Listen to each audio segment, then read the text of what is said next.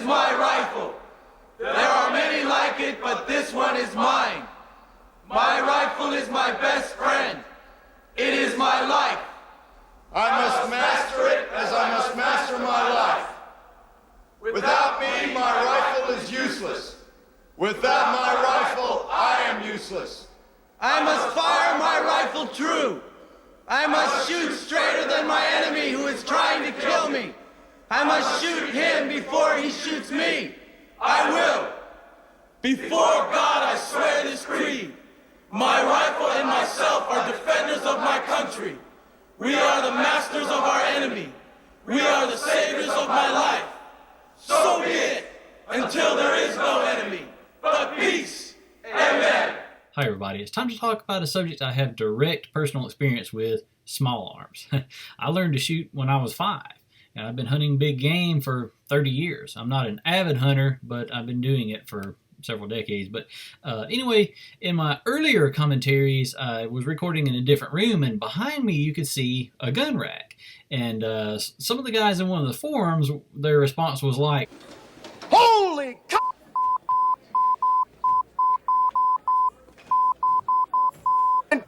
They just couldn't fathom why an American citizen with a constitutional right to keep and bear arms would choose to be a gun owner.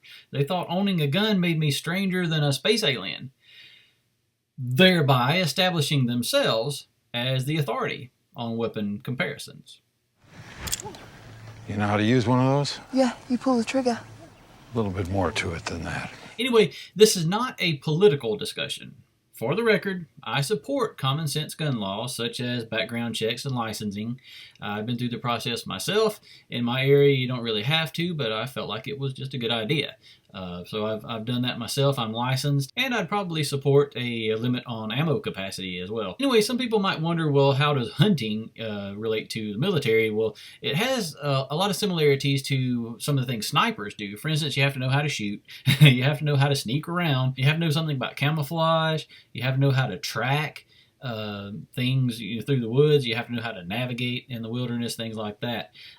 So anyway, in my capacity as a 30-year hunter, I'm going to tell you the things that I think you need to know as far as how to make these comparisons. First thing I'd like to talk about is limitations. Let's say, for instance, a really advanced APC or AFV does the things that other APCs and AFVs do. It just may do it better. The Colonial Marines APC does the same things that a modern day Bradley or Stryker or LAV does. Really advanced missiles do the things that missiles do. They just may do it better. Parachute does the things that parachutes do. It just may be better. Small arms do the things that small arms do. And what is that? You shoot the enemy soldiers in the chest with it, usually one at the time. Okay, for our purposes, we're not going to include machine guns of any kind in this category. We'll consider pistols, carbines, rifles, and up through heavy rifles, but nothing as large as a machine gun. Now, some debaters claim that their favorite small arms are so very advanced that they don't need anything else. You don't need your tanks or air support or, I don't know, parachutes or something. So let's go ahead and talk about the fanciest, most techno-babbly one, the phaser, because that's about as fancy as they come.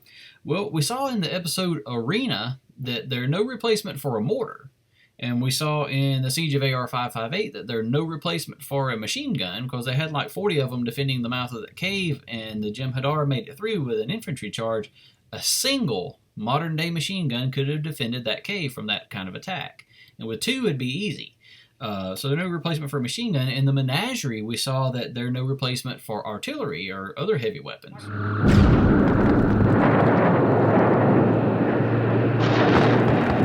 Even the fanciest, most techno-babbly one, the pistol is still a pistol, and the rifle is still a rifle. I can't reliably predict who wins cops and robbers or cowboys and Indians, but I know exactly who wins missiles and pistols.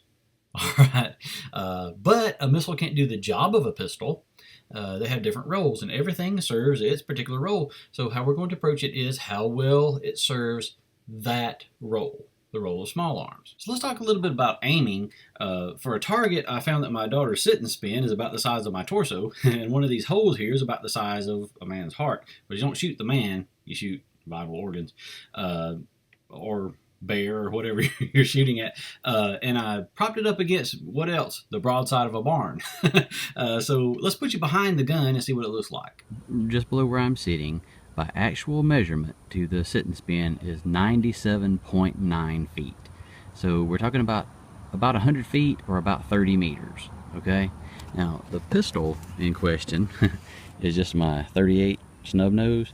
The sights are fairly easy to line up with the camera, so I'm going to go ahead and demonstrate that now.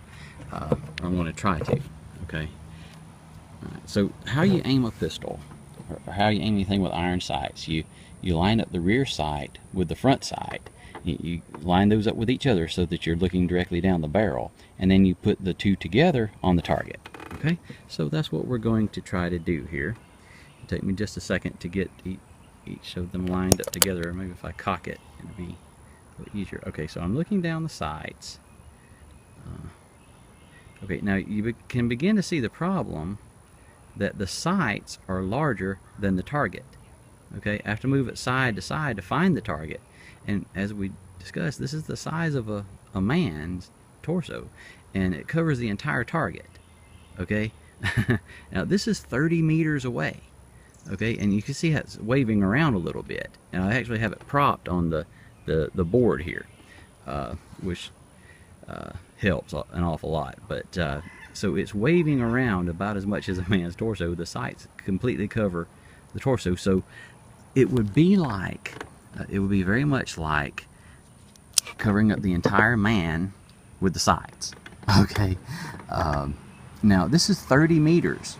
Now, what if it was 100 meters, 3 times the distance? Now, that's why you begin to see the value of a scope, because it zooms in and puts you perceptibly closer to the target. And of course, the crosshairs are smaller, they don't completely cover the target. Of course, if you go several hundred yards down range, even the crosshairs in a scope will completely cover the target. A scope isn't always the answer either, because since it zooms in, it gives you a narrow field of view. And it's easy to lose your target, especially if it's a long way down range or if it's moving.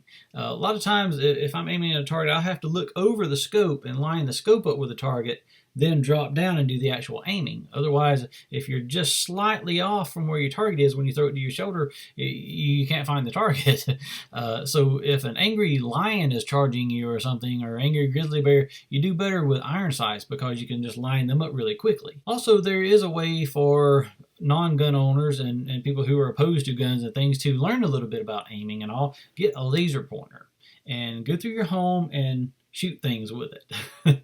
And do like Han Solo did, just throw it over here and shoot, and then look over here and see how far you missed.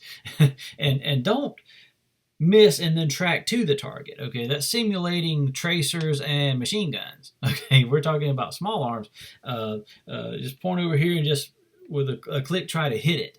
And don't shoot the notebook, shoot the label. Just kind of point over here, point over there, shoot from the hip, and then take careful aim and try to hit it. And see what you come up with. So with that mindset, let's look at some shooting mechanics. Let's see here some stormtroopers in combat. They aren't even sighting through the scope. They aren't even sighting down the barrel of the gun. So is it any wonder now why they rarely hit their targets? Compared to the First Order stormtroopers, which seem to be pretty decent marksmen, and compared to the clone troopers here, which seem to be pretty decent marksmen. In a lot of TV shows and movies and things, we see a lot of shooting from the hip because it looks cool, but it's complete and utter nonsense. You're just spraying and praying, wasting ammunition. To illustrate whether true or not, men have the reputation of being unable to aim when they're going to the bathroom because they're shooting from the hip. We've all heard in science class that if you drop a bullet and fire a bullet from a rifle, that they'll hit the ground at the same time. But that's not entirely true, because a bullet coming out of the barrel of a rifle doesn't fly straight. It comes out rising. And there's a reason for that. It comes out, meets the line of sight, I don't know, 40, 50 meters downrange, about 100 yards or 100 meters downrange. It's about 2 inches high. And then it's zeroed or dead on at about 200 yards or 200 meters downrange. Okay. Reason for that is anywhere along here, you just put your sights dead on, and it will be anywhere from a couple inches in. And then maybe 300 meters out, it'd be just a few inches low. So anywhere from 300 meters in, you just aim dead on, and you should hit pretty close to the mark. Now, beyond that, you have to aim higher to hit the target, but it's done that way so that practically anyone can hit the target if your aim is true from 300 meters in. Now, this is where a beam weapon, an advanced beam weapon or something in sci-fi, has a range advantage, because you don't have to guess beyond that 300 meter mark. You don't have to guess for your range and elevation. Okay, you just put your sights dead on, and if your aim is true, your hit should be true, because it doesn't drop. But in heavy weapons, it's the other way around, because the greatest range a beam can shoot is to the horizon, whereas, say, with artillery or mortars or something, you want to go up and over the horizon to targets beyond. That's why modern artillery has a range of like 25 miles. So in smaller weapons, you have a range advantage with beams. In heavy weapons, you have a range advantage with solid projectiles. One of the most important things in the evolution of modern firearms is the cartridge, a self-contained metallic cartridge. It's waterproof. You drop it in the water, pick it up, pop it in the gun, fire. It allows you to pop it in, fire, pop it out, pop a new one in, fire, pop it out, pop a new one in, fire as fast as mechanics will allow you to do it. That allowed the advent of all kinds of repeating weapons, machine guns, etc. So let's talk a little bit about the evolution of repeating weapons. Early revolvers, single action.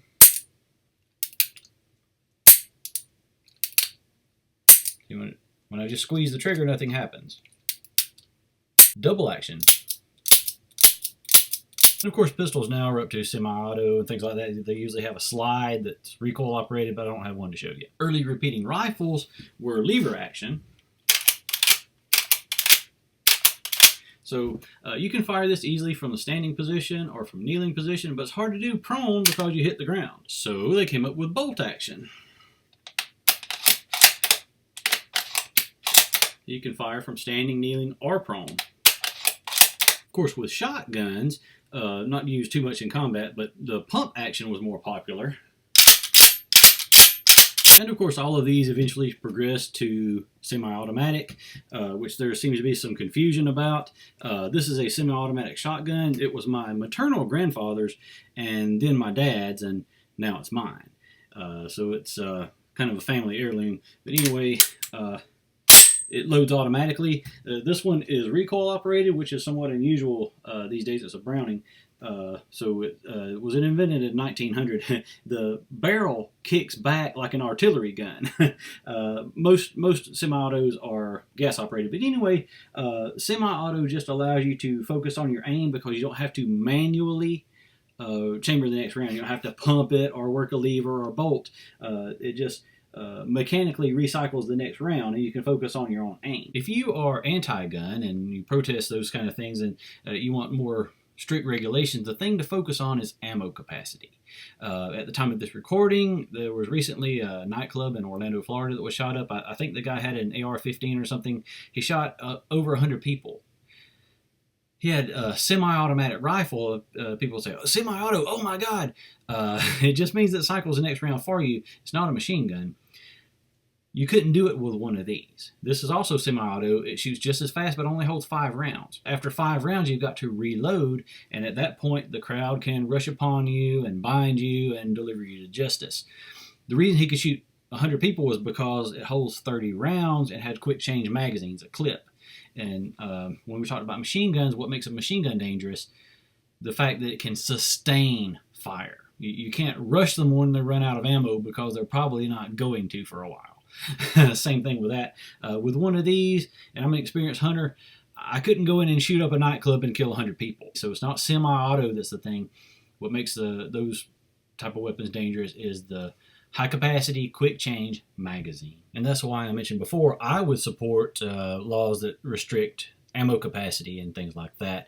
It doesn't really have that much use for sportsmen like me, because in a hunting situation, you're not going to get but a shot or two most of the time. And in fact, hunting birds, you have to put a stick in the magazine of a shotgun, restricting you to 3 shots. You can't fire more than 3 at a time, and the game warden will come around and check, and he'll try to load your gun, and he'll make you take it apart and show that you got the stick in there to restrict your ammo capacity. The most basic and indispensable basic unit of warfare is the infantryman with his rifle. Now, there are other designs of small arms, but this is where it all starts.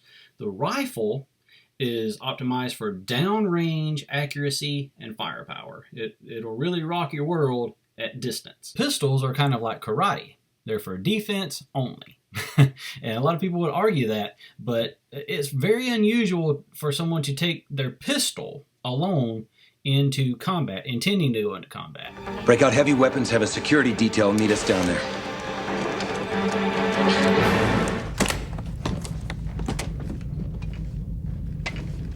Saddle up. Lock and load. Even the police, when they get serious, call in the SWAT team. And here's a SWAT team. They have a shield here. They all have helmets and goggles, rifles, flak vests, and check this out, an APC. And this group is more well equipped than a lot of the sci-fi groups that we see landing on planets. And this is the police. Your sidearm is the last thing to save your life. It's when your forces have been routed and you're out of ammunition and everything, the enemy is closing on your position, it gives you one last chance to try to save your life. And that's what the pistol's for, your sidearm. Now, there are those who would argue that, but don't argue with me, argue with Captain Kirk. Now, there are some disadvantages in using a long rifle in close quarter situations. Let me demonstrate.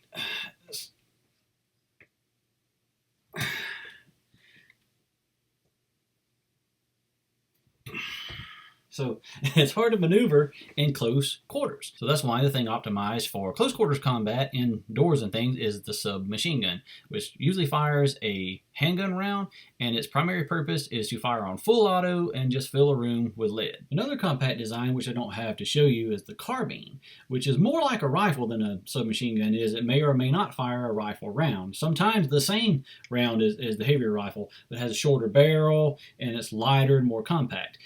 That's when you want more precision than a submachine gun, which is decidedly a short-range weapon.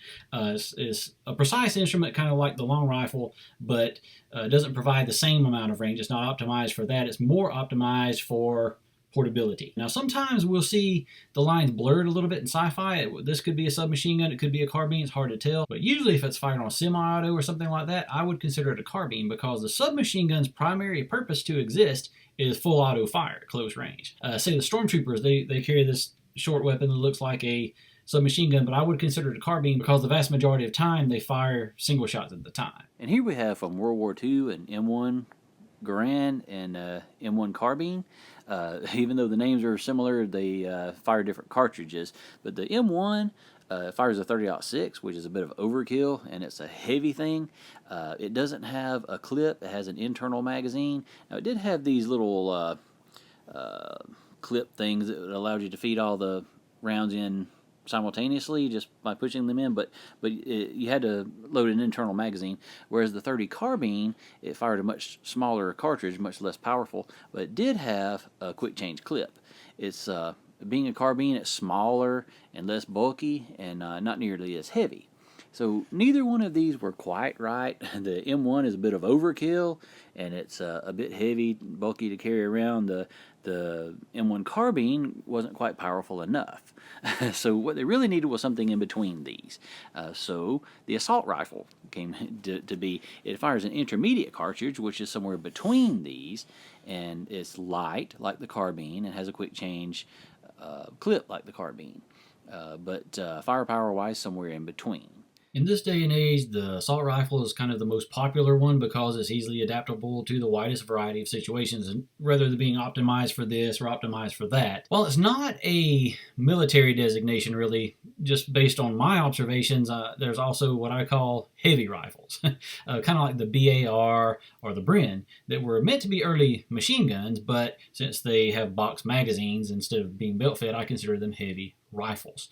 But they land heavy fire on the target, and they fire a full powered rifle cartridge like the 30-06. Back to assault rifles, the M16 was made as much to wound people as kill them, because when you wound a guy, other guys have to come out and rescue him. Then you shoot them. Then they have to come out and rescue them, and you shoot them.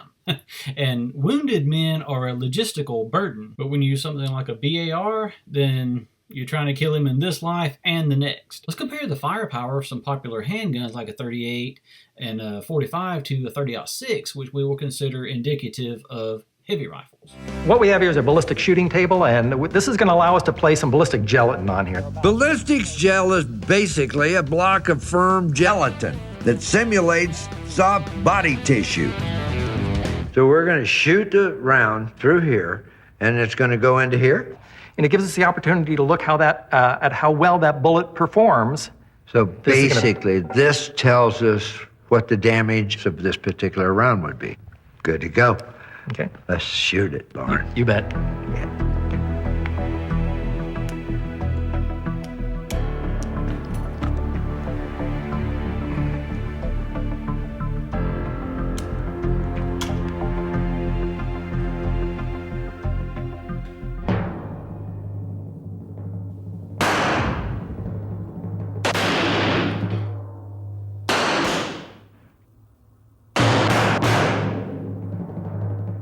Okay, let's move up. Let's see what we got here. Okay, we fired that one, and it came out at 632 feet per second. Wow. We've got looks like it went all the way through. We sure did. In slow motion, the .38 caliber round looks pretty impressive. All right. Came in, went down. See all this. You can see right down the middle there is a channel, and that channel is the crushed cavity that occurs the entire length there. The .38 caliber slug leaves a modest trail of destruction as it travels through the gel.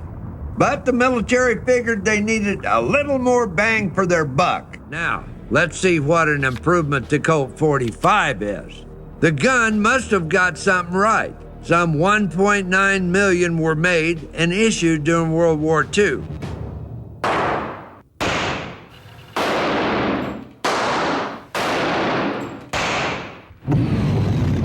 Side by side against the Colt 38, the Colt 45 wins hands down.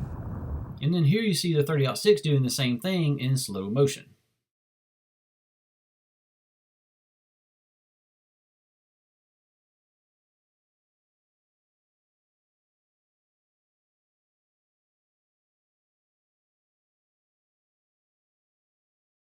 That's representative of the damage to tissue, and it just liquefied the entire block. So with assault rifles kind of being the mainstay, I consider this another category. The M1 fired that round, the BAR fired that round, my hunting rifle fires that round, and it'll get your attention out of either end. Sniper rifles would fall into this category because you need single shot lethality downrange. If you fire twice, you're a sniper, they'll locate you and then kill you. So you need a heavy rifle, and sometimes with these heavy rounds you need what's called a muzzle brake to help with the recoil. A muzzle brake is used when you expect heavy recoil, demonstrated here clearly with this artillery gun. The expanding gases are diverted after the shell exits the barrel, and that helps reduce recoil. And that's used also on powerful rifles when you expect significant recoil. And some of them use a design to divert the gases upward mostly. Say if a rifle kicks mostly upward, then the expanding gases coming out that direction forces it downward and helps keep the muzzle level while it's firing. So muzzle brake, literally brake for the recoil. But anyway, let's go down the list of criteria, and some of these factors would become more or less important depending on the situation. If you remember in the commentary on pressing the advantage, how often a factor comes up is a big deal. If you're fighting the xenomorphs, you don't have to worry about body armor. If you're fighting the stormtroopers, that's an every shot concern. But anyway, in most situations, I feel it would kind of go this way. First and foremost, reliability. The most important thing your weapon can do is work. Okay, if we get into combat and I draw a bead and squeeze the trigger, I expect the weapon to discharge. Okay, so reliability is the single most important factor. Accuracy, because if you can't hit the target, nothing else matters. Does it have reliable man-stopping firepower? Ammo capacity, quick load capacity, as mentioned before. Armor penetration or anti-material use. Rapid fire. Does it have a crowd control or non-lethal mode? And provide bonus points for versatility. especially if it's combat oriented. I mentioned before we're going to judge based on how well it performs as a gun, but if it allows you to use a back cable to climb a wall, things like that, that helps because you don't have to carry extra back cables. So if it doesn't have versatility, it doesn't count against it if it's functioning as a gun, but I provide bonus points for that. So anyway, let's break these down and see how they go. This is really space age stuff. It's made out of plastic. It's made out of composite material, early composites. This is sort of space age. The Kalashnikov is a far more traditional gun. The AK-47 is of rather conventional design, using common materials, steel and wood, and readily available machining technology. The parts are manufactured to less precision. From an engineering standpoint, it is a low-tech weapon. In close quarters battles, the M16's better accuracy could not guarantee victory. Though less accurate, the AK-47 had the advantage of a simple, easy-to-maintain construction. Like much of the equipment used by Russia and Vietnam, it was brutally low-tech. The M16's first-half superiority's been checked by the AK-47's remarkable advantage of simplicity. Soldiers had to come up with some very low-tech solutions to protect their high-tech M16s from the dirt, sand, and water they faced in the hostile Vietnamese environment. But no matter how careful they were, it was far easier to make an M16 jam than an AK-47.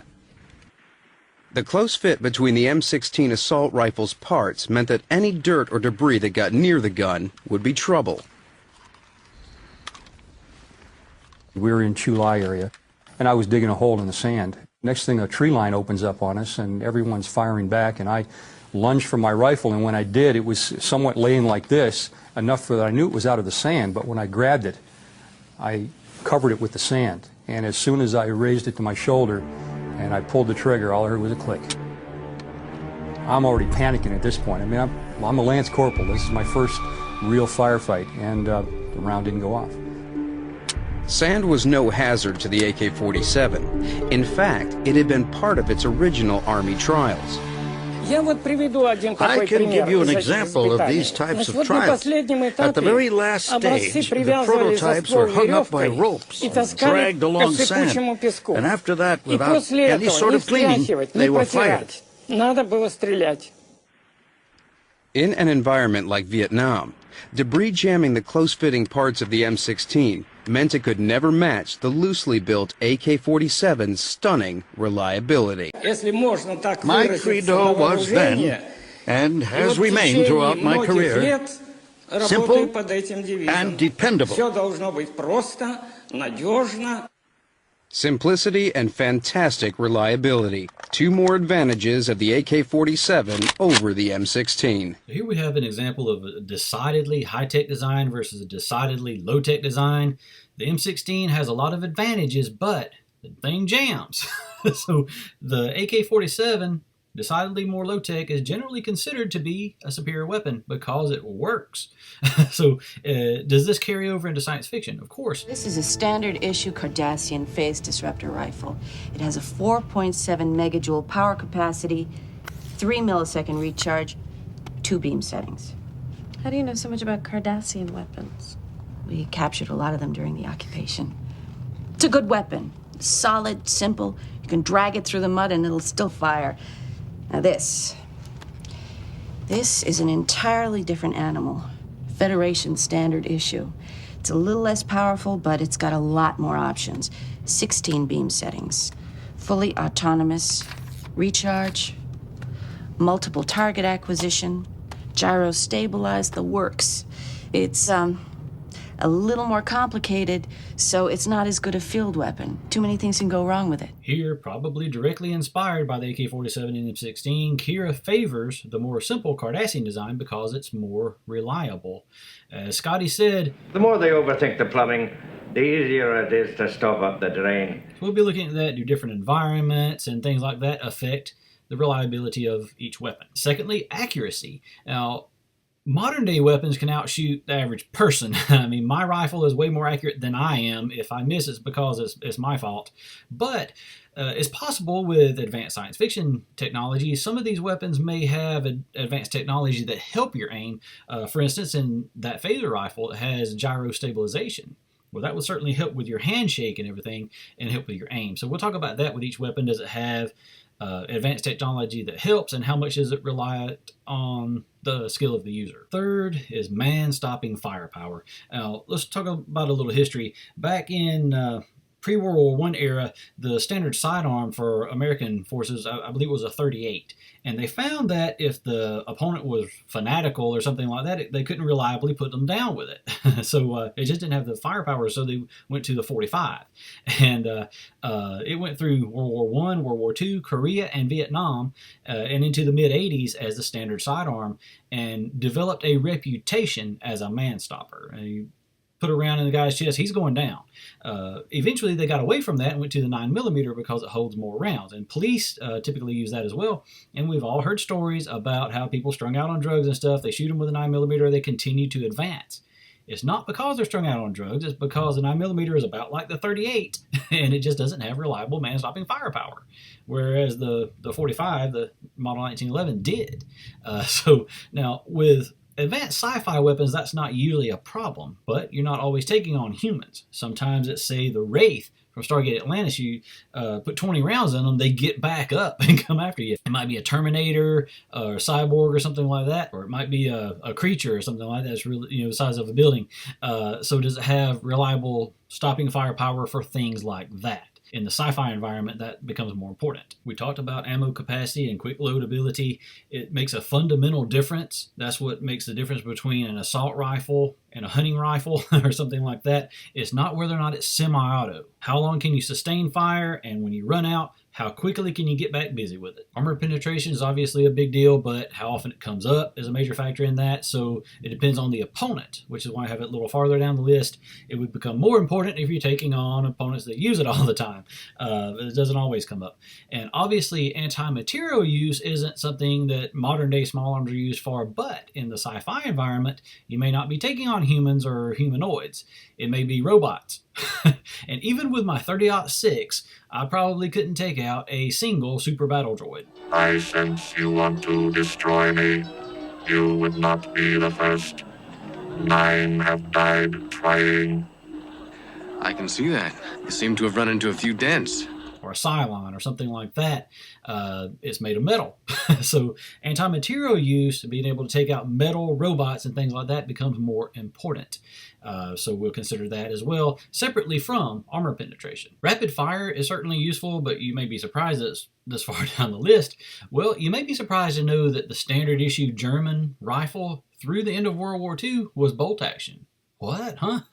Well, see, the job of suppressive fire and covering fire is the job of the machine gun over there. And they had some of the best. So the rifle's job is to shoot enemy soldiers one at a time. Okay? The rifle was accurate, it was reliable, and it had very good man-stopping firepower. One round will put you down. So the German army in World War II was one of the best ever in history. And their standard issue rifle was bolt action, not semi-auto or full auto or anything like that. So it's not a deal breaker. That's why it's this far down the list. Having a non-lethal mode for crowd control and things like that are very important if you're governing the crowd, kind of like stormtroopers do or something like that, or if you're trying to capture someone. Now, you can capture someone just by forcing them to surrender with a lethal weapon, but it's a lot easier if you can just stun them. So capture is a big deal. You're trying to gather intel and things like that. So it's also on the list. And of course, just bonus points for versatility. And I feel that these things are more important than just saying, well, my technology is better, so my weapon's better. In what area here is it better, and show examples to prove it, which is what we're going to look at. Overall technology, let's consider Stargate. And if you haven't seen Stargate, first of all, shame on you, but you should. The Goa'uld are right up there technologically. They have teleportation technology. They have beam weapons, and the pistol can disintegrate you, or if two people are touching each other, it can disintegrate both of them. They have shield technologies, obviously on their ships, but also personal shields. They have probably the most impressive medical technology anywhere because they can raise the dead. Okay, their favorite way to torture somebody is to kill them, resurrect them, kill them again, resurrect them, kill them again until they break. So they have very impressive technology, but let's see how it compares in combat to modern day forces. And to his brethren of the Tory, slayers of Ra, Hathor, Zetesh, Heruar, Sokar, Cronus, and Apophis. Well, somebody's been keeping score. We also offer an alliance. And you are most welcome. We also offer food and supplies for your people. Glorious! And, of course, weapons. Earth weapons. Take no offense, my friend, but your weapons are primitive by comparison. Carter, I think a little demonstration is in order, don't you? This weapon is called a P90. It carries a 50-round top-loading magazine of Teflon-coated ordnance with a cyclical rate of fire of 900 rounds per minute. Who here can handle a staff weapon? Ragnar is among our best marksmen.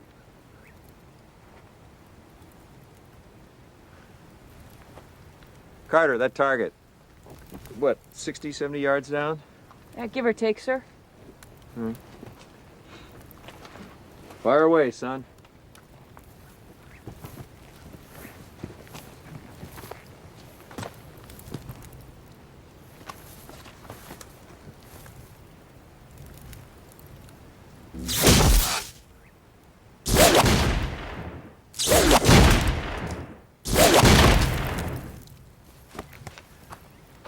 Well done, Tigre. 2 out of 3. It's not bad. Carter? The female. Major Carter is a formidable warrior. Yes, of course. Actually, hold up a second. Hey! You! In the skirt! Get that target swinging a little!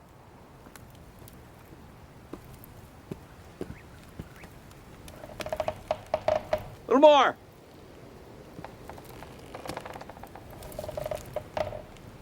All right, step away. When ready, Major.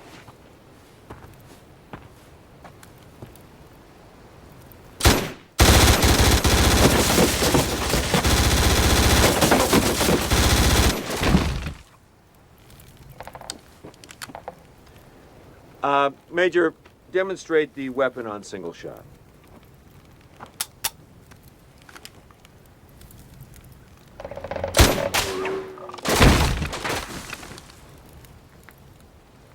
This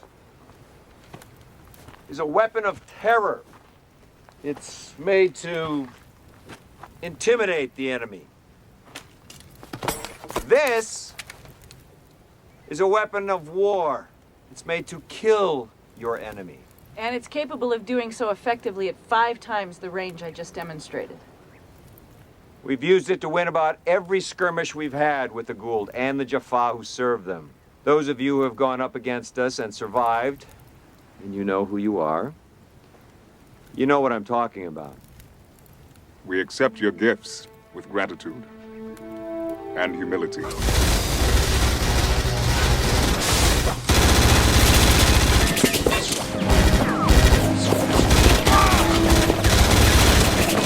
Flattened are the Ori.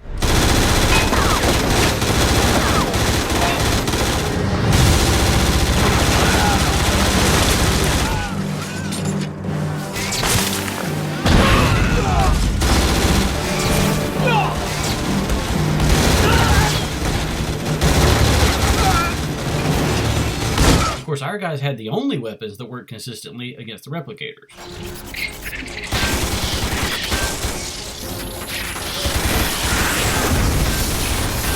Move along! I suspect that even time travelers are vulnerable to the Colt 45. Now, Just remember one thing. To individuals at close range, these could be as deadly as phasers. You can kill someone just as dead with a rock as you can with a quantum ray beam of technobabble. At Sci-Fights, we take a pragmatic approach. It doesn't matter that much how a weapon does what it does, but rather how well it does what it does. And here's a list of criteria to look at. How reliable is the weapon? Or is it breaking down every time you take a deep breath?